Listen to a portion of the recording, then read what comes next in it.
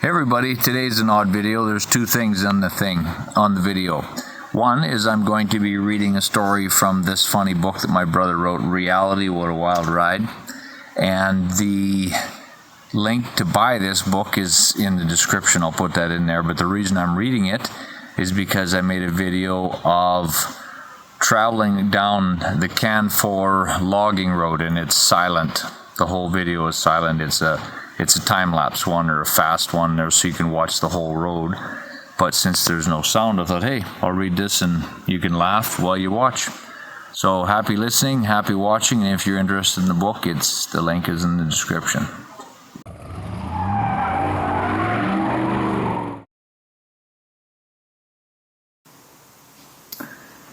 It's titled The Haircut. My wife cuts my hair. She says she does this to save money, as does your wife. This essay is written to expose the truth of these exaggerated claims. Money has no more to do with this marital exercise than divorce lawyers have with peace and goodwill toward men. This is the one time in every marriage when a husband is completely and utterly at her mercy, totally defenseless, and she takes full advantage of the situation to extract payments for all the real or perceived slights he has given her since the last haircut. This, however, is not the primary reason. This is a practice which has been handed down since time immemorial. Not only is she getting revenge, but she is marking him as her property. Just as the cowboy chokes the young calf into submission with his lariat, then hog-ties it, and with a white-hot iron burns through its hair and sears the skins below to mark it before the world that the calf is his, so too the woman places her mark on her husband. Any single girl can tell with a glance at his hair that he is a married man. The man, however, submits to this to prove his unconditional faith and trust in his mate. Trusting her to bear and raise his children is one thing, but to show trust on an infinitely higher plane requires a haircut. He is also proving his manhood, his nerves of steel. The young native of ages past would tie himself to tall poles with cords run through the skin of his chest, which he had pierced with sharp bones. As he leaned his weight against the cords, the bones would pull free, tearing through the skin, as the young man danced and chanted. If he could bear this without complaint, he was considered a man.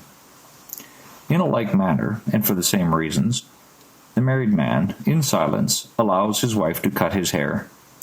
If he would go to a modern hair salon, he would place himself in the chair at ease in the knowledge that the barber or the hairdresser has been trained in a government-sanctioned and inspected college for 1, 2, or more years. They have been taught, trained, and tested and corrected by competent professionals, emerging with a certificate announcing to the world that they possess the skill to shape and sculpt the hair to any desired shape or style. In the salon, the artiste de cheveux has at her fingertips electric trimmers, clippers, razors, elevating chairs, curlers, tongs, shampooers, rinsers, sinks, dryers, brushes arranged by bristle density, combs to straighten, combs to curl, and scissors to cut, trim, thin, eradicate, or lengthen any color of hair you may have. My wife has a comb, electric clippers, and a set of pruning shears hanging in the garden shed that she refers to as scissors. "How hard can it be?" she asks, feigning innocence and fluttering her eyelashes. I sit in the chair. She ties a towel around my neck. This is to soak up the blood. She then takes a squirt bottle that she has stored in the refrigerator and squirts me once in the eye and 3 times in my left ear. She takes the shears in both hands and cuts a diagonal line through the hair on my forehead. This is a gauge, she informs me. It shows her what length the hair should be once it grows back. The comb is then employed and is dragged through the hair directly opposite to the direction the hair lays. She is able to do this by grasping the comb with both hands, placing her knee between my shoulder blades for leverage, then jerking the comb repeatedly until it comes free.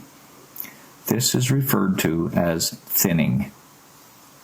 The shears are brought to bear again, and attacks are made against the survivors of the thinning, with only a tuft here or there escaping untouched. It's a good thing your hair is curly, she remarks. It hides any irregularities. She then trims around the ears, being careful not to cut the ear in the same spot as last time, as the scar is not fully healed. Here, just use the corner of the towel. Hold it right there. That's right. It'll quit in a minute. I press the towel to my ear. My children enter the room to inquire about the commotion. She sarcastically tells them I was criticizing her barber skills. She turns me back and snaps, "Other side now."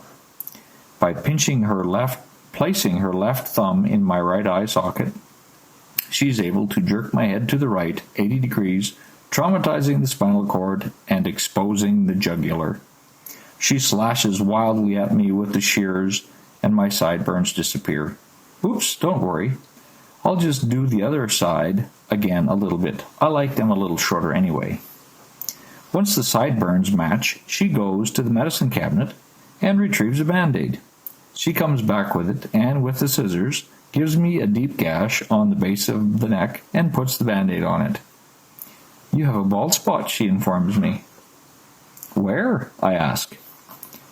She takes the scissors and trims away all the hair to reveal it. "Right there," she says. "You're getting gray, too.